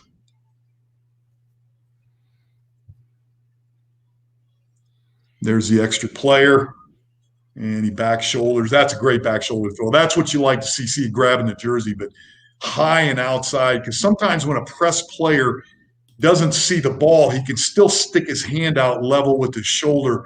When that ball's up a little bit high like that, it's almost impossible to make a play on. That was really nice. So all Indy needs is a Mike Williams type. Get a big receiver to help him. He's functioned quite a bit with Darren Sproles and guys like that. He'll bring out the best. I'm with you. I want to make sure before I say he's going to have an all-pro season for him that he's still got juice in the arm. He's never been a big arm guy, but he's a big guy that sees the field, compact, competitive. He's accurate for the most part. I'd be careful, saying this guy's not going to really help them. I don't want to see the decisions coached out of him. I don't want to see the aggressiveness coached out of him. But it seems like the times where he can get that hip all the way through, the arm that he has presented before can be there. It's those times where he is just doing the flick of the wrist, and he's being shoved back in. Some of those ones were very tight quarters where he's almost backing up, throwing it. And he's got to know his limitations. You know what I mean? He's got to know exactly what he's got left and what type of throws he should make. But there's a lot to like. I really, cause especially thinking this film is, all these 3rd down and longs and pass rush situations. If they can get a run game to help them and get a lead, those type of things, there's going to be a lot less of this type of throwing. So they go vacant here. It looks like Henry's going to stay in a 6-man, and they got 2. This is really interesting. Now, this is our first look, if I'm seeing this right, of cover 0. And we've been talking a lot. See that? There's nobody deep. There is we've been talking a lot about 1 high and 2 high safeties or middle open, middle close. But when there's no safeties, they have a chance to have one more rusher than you do. And so as a quarterback now, there could be a free guy coming Okay, it looks like he's got a route up down here on the bottom that's going to speed cut out and be something that he can throw. Let's look at that. Flat outside. There you go. They got it. We've seen that a lot. Let's watch the end zone because they should have a free rusher here. Well, 49 does drop out under Eckler again here. But the center is going to go one way, and they're going to have the extra guy. Now, if Henry stays in, watch what Matthews does. Okay, so Henry stays in. Watch him add. He's going to come, boom, and he's adding late, but he's free. You know what I'm saying? And if he'd have hit that a little quicker, but that's a possibility in zero. As a quarterback, you got to know that when you get that cover zero look, boy, you got to find whatever match you've got and go and get the ball out of your hands. Really a good job there by the receiver and the quarterback. This looks like a short yardage. Yeah, so third and 1 here. A little play action, trying to, that's the trouble with that. With one receiver, 13 personnel with 3 tight ends. With one receiver, that as soon as that free safety knows it's a throw, he's going to they're going to double that guy. So that this is where I talk. The one thing I have again about, if you know your limitations, does he know he's not going to get that over the top? It seems like he still thinks he's going to beat those two. Yeah. And it doesn't. It dies before. It's underthrown. It's lucky that's not picked. But I agree with you there. I don't like that at all. Again, 3rd and 1. There seemed like you got Henry sneaking out late here. Could have been a conversion. Yeah. Yep. Not the best there. So that brings us to the end of our cut up there. Obviously, a lot to like, and want to thank NFL Game Pass again for sharing that with us. So, Coach, just kind of your thoughts coming around. I know we talked a couple of times. We stopped and hit the pause button a little bit on next season. But what do you think the Colts need to do to have a really good season with Phillip Rivers next year? Well, I think they've got the line in place. I think there's going to have to be some developmental things that go on at the receiver spot. Some guys that they have on the roster are going to have to step up a little bit. It's going to obviously have to develop the chemistry with T.Y. Hilton, and it'll be different than throwing the jump balls all the time to him. Find out what they have at running back, what they have at tight end, and see how far they can come with some of those players. But again, you're talking about a Hall of Fame type quarterback that to me's got a lot left. It just you question the arm strength, and I think rightfully so. And if he's got enough juice on the ball and they protect him, I think they can have a tremendous season. I really do. Well, I wanted to take a couple minutes here and just explore a little bit more about your background, but particularly what the work that you're doing now with your quarterback training. Yeah, I coached for 34 years. Did some in the NFL and some in college, and had a really enjoyable time. Really liked what I was doing, but now these past few years, I've kind of gotten into a quarterback training type of business where I work with youth league, high school, college quarterbacks. This time of year, there's a lot of draft preparation, working with guys that are, done with their college eligibility and looking to try to go to the combine and get drafted. So there's quite a bit of that to do. And I've got some NFL guys that I've worked with in the past that come back. The NFL guys, they don't go into the building until April now with the CBA. So March and then July are months when they're kind of looking to get a little training and they're not at their facility. So it's good. I enjoy it, but I like doing things like this, Dan. And this tool you have here is unbelievable. And you've got access with NFL Game Pass to some tremendous video. And then with these companies you're working with that can pare it down to the degree that you're able to do, I think there's some tremendous possibilities of really looking at guys of all positions. I certainly enjoy the quarterback thing, but of all positions and really kind of looking at situations and seeing where guys can improve and what they're good at and what they're not good at. And hopefully we can maybe get together and do this again in the future. I absolutely want to. Again, thank you to GamePass, thank you to Telemetry, and thank you, Coach, for joining us today. It was great to work through those things. I hope everybody learned a great deal. I know I'm going to have some notes I want to jot down after going through things here. And we will be back on Thursday of this week. We're going to have Bobby April with us looking at the special team return game. So very excited about that opportunity. So again, thank you to everybody for joining us, and we'll see you all very soon. Thank you.